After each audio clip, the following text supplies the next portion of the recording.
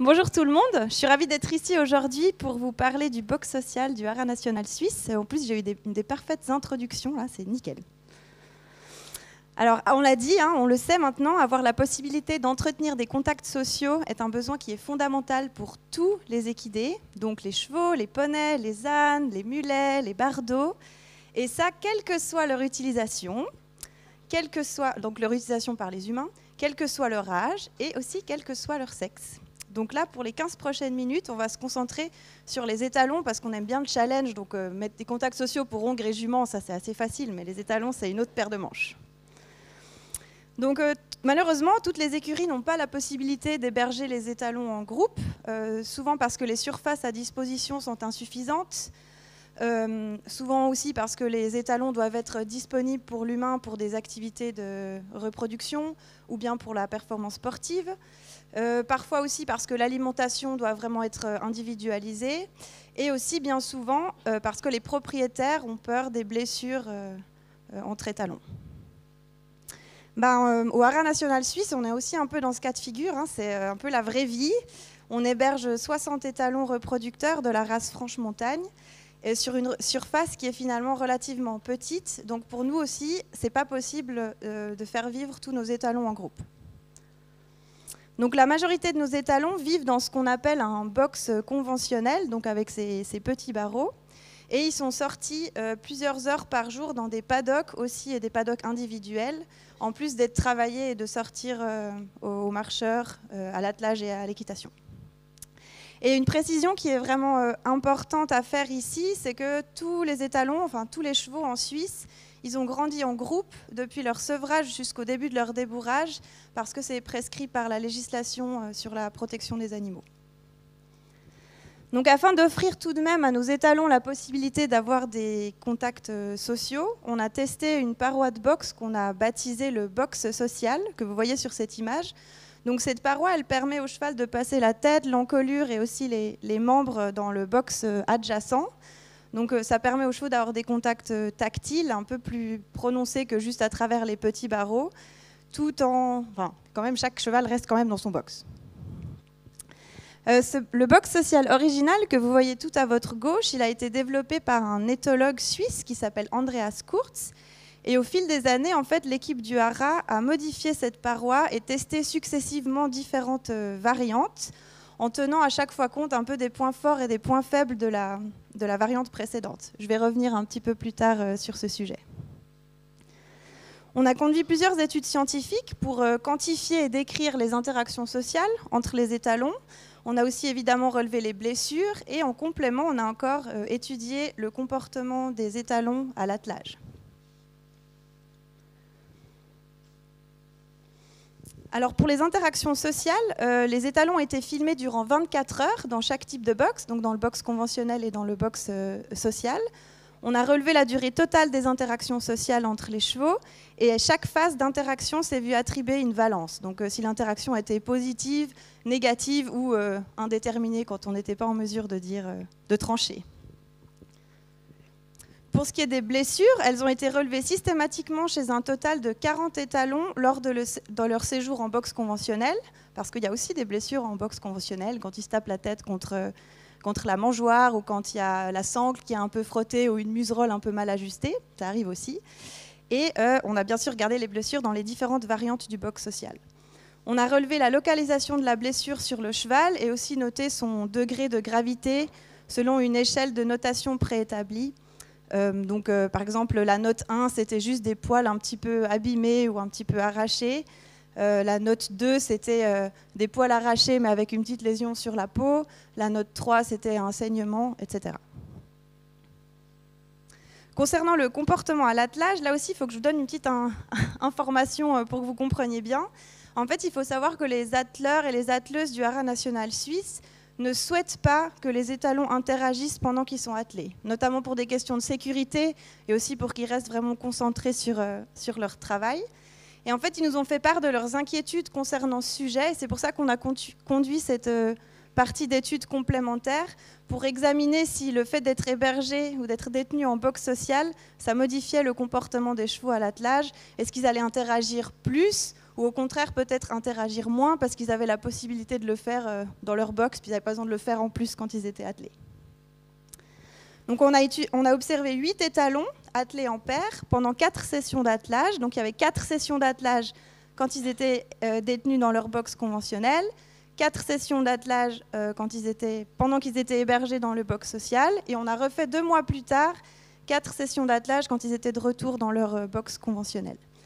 On a relevé le type et la fréquence des interactions de la paire d'étalons attelés, et on a aussi regardé surtout les interventions du meneur et du groom. Donc là aussi, c'est important que vous sachiez que le meneur qui a participé à la prise de données, lui, il ne connaissait pas les chevaux et il ne connaissait pas non plus le traitement. Il ne savait pas dans quelle box les chevaux étaient hébergés. Et la seule consigne qu'il avait reçue, c'était de ne pas empêcher les chevaux d'interagir, mais par contre de réagir immédiatement pour les stopper quand ils commençaient à interagir. Donc très très concrètement, là vous voyez la vue du meneur. Quand le cheval tournait la tête pour interagir avec son voisin, il tirait simplement sur la guide pour remettre la tête du cheval droit. On est déjà au résultat. Donc, pour commencer, je vais vous montrer une vidéo où vous allez voir les toutes premières minutes des étalons dans le box social. Alors, ça ne va pas ressembler à ce qu'on a vu avant, parce que là, il s'agit d'étalons. Et vous allez voir l'expression de ce qu'on appelle l'effet rebond. Donc, pour certains de ces chevaux, ça fait, depuis leur arrivée au haras à l'âge de 3 ans, qu'ils n'ont plus la possibilité d'avoir des vrais contacts tactiles à part à travers les petits barreaux là. Donc vous allez voir que ça va être assez impressionnant et assez fort aussi, mais très très beau. Et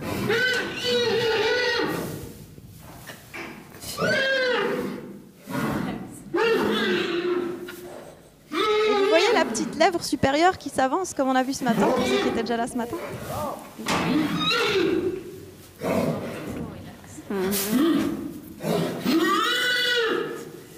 J'arrive pas à savoir qui c'est qui crie.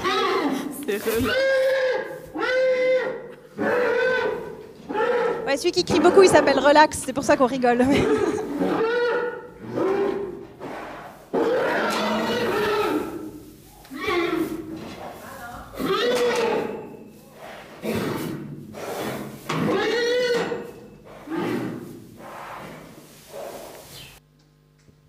Donc ça dure à peu près une 15-20 minutes et après ça se calme. Donc là, je vais vous montrer une vidéo où on voit des interactions qui sont beaucoup plus typiques de ce qu'on a pu observer le reste du temps, une fois que les étalons s'étaient habitués à leurs nouvelles conditions de vie.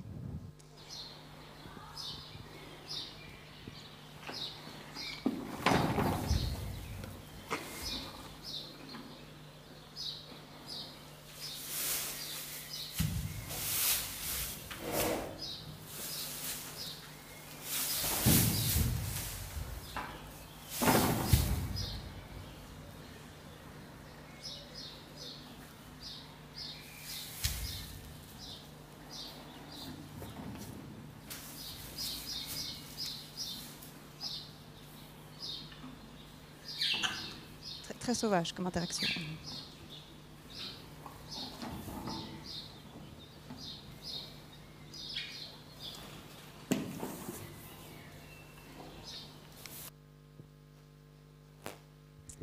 Ok, donc concernant les résultats de ces interactions sociales, le premier point qui est intéressant, c'est que les interactions positives, elles représentaient 71% de la durée totale des interactions, et ça, que ce soit dans le box social ou dans le box conventionnel. La durée totale des interactions sociales, elle était 10 fois plus élevée en box social qu'en box conventionnel. Et ça, ça s'explique assez facilement parce que dans le box conventionnel, en fait, les chevaux, ils peuvent faire le début d'une séquence d'interaction. Ils vont commencer, par exemple, à se renifler nez à nez.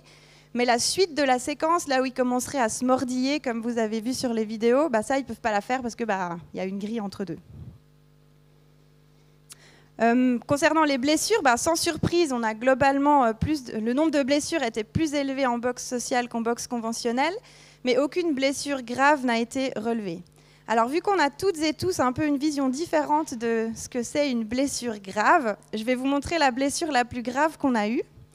Alors, c'est un étalon qui a attrapé l'oreille de son voisin un petit peu trop fort, ou alors qu'il n'a peut-être pas lâché assez vite. Bon, je vous rassure, l'oreille, elle est entière. Mais voilà, maintenant ça a bien guéri, on ne voit plus rien, mais c'est vrai que sur le moment, c'était pas très joli, quoi. Un peu un bout d'oreille sanguinolent. Mais voilà, ça c'est une des blessures que je mets dans la catégorie vraiment grosse blessure qu'on a eue. Et autrement, les autres blessures qu'on a constatées, ça ressemblait beaucoup plus à ce que vous voyez sur les autres photos. Ce qui nous avait frappé dans la première variante du box social, c'est que plus de 70% des blessures, elles étaient localisées sur la tête, à proximité de l'arcade zygomatique au-dessus des yeux. Et ça, ce n'est pas un emplacement typique des lésions observées chez des étalons qui vivent en groupe. Donc on a supposé que ces lésions, elles n'avaient pas été causées par une morsure d'un congénère. En général, ils ne mordent pas au-dessus de l'œil, mais plutôt par une collision entre la tête du cheval et le barreau métallique au moment d'une interaction. Donc c'est plus indirect en fait comme blessure.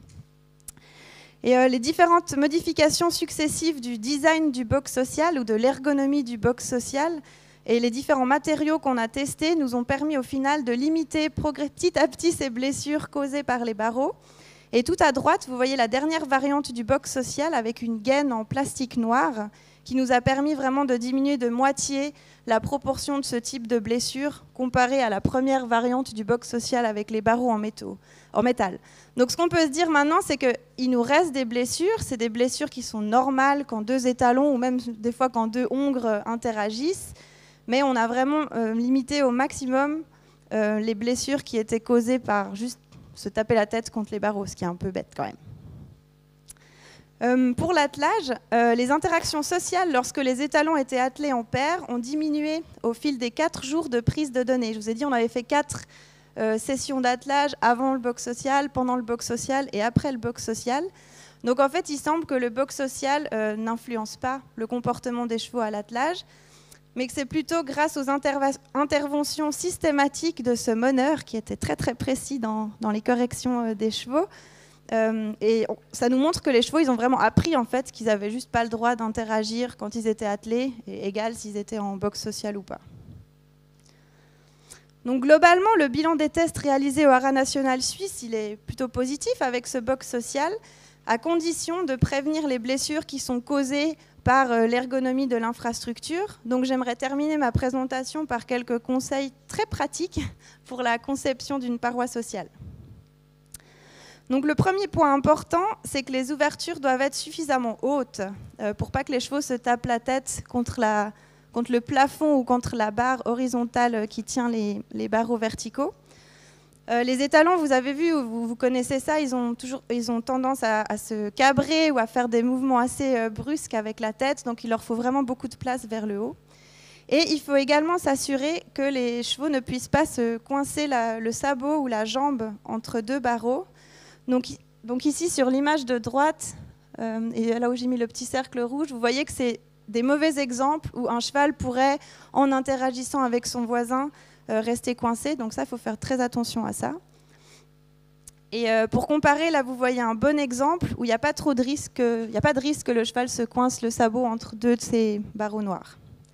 Évidemment, un point important, c'est la largeur de l'ouverture entre deux barreaux. Ça doit être adapté évidemment à la morphologie, à la largeur des épaules du cheval. Et il faut qu'il puisse facilement passer la tête dans un sens et dans l'autre. Mais il faut vraiment limiter le risque qu'il puisse rester coincé avec l'omoplate si l'ouverture est trop grande. Et puis là, c'est un peu une limite, c'est que ça présuppose que les deux chevaux voisins, ils doivent avoir une corpulence similaire. On ne peut pas mettre un pur sang avec un franche-montagne dans le même box. Un peu toujours dans cette thématique-là, on conseille de fixer les barreaux verticaux avec des manchons de manière à pouvoir les desserrer facilement pour adapter à la largeur des chevaux qu'on veut héberger dans ce box-là. Et puis aussi, en cas d'urgence, ça peut parfois être utile de pouvoir assez rapidement desserrer. Et aussi un petit point, la largeur des ouvertures, elle doit être régulièrement contrôlée parce qu'il y a des chevaux qui... Peut-être c'est aussi un peu parce qu'on a des chevaux qui ont l'habitude de faire de l'attelage, mais qui vont pousser assez fort contre les barreaux. Et on a eu des cas où ça s'était un peu élargi, donc il faut contrôler ça de temps en temps.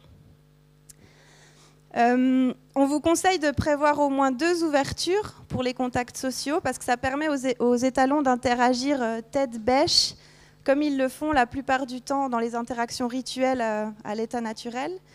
Et dans une des anciennes versions du box social, on avait une seule ouverture, comme vous voyez là, juste parce qu'il n'y avait pas la place avec nos jolis tissus rouges pour mettre 2 ouvertures. Et là, on a constaté davantage de blessures sur le bout du nez. Et peut-être c'est une coïncidence, mais c'est aussi à ce moment-là qu'on a eu la fameuse blessure de l'oreille. Et c'est peut-être parce que les chevaux interagissaient plus nez à nez au lieu de pouvoir se mettre tête bêche.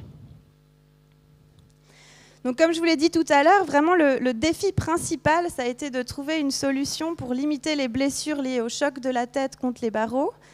On a fait plusieurs essais avec des matériaux plus mous, de la mousse, des tissus, mais ce n'était pas très concluant. C'était rapidement dégradé par les coups de dents et les coups de sabot, surtout les coups de sabot ferrés.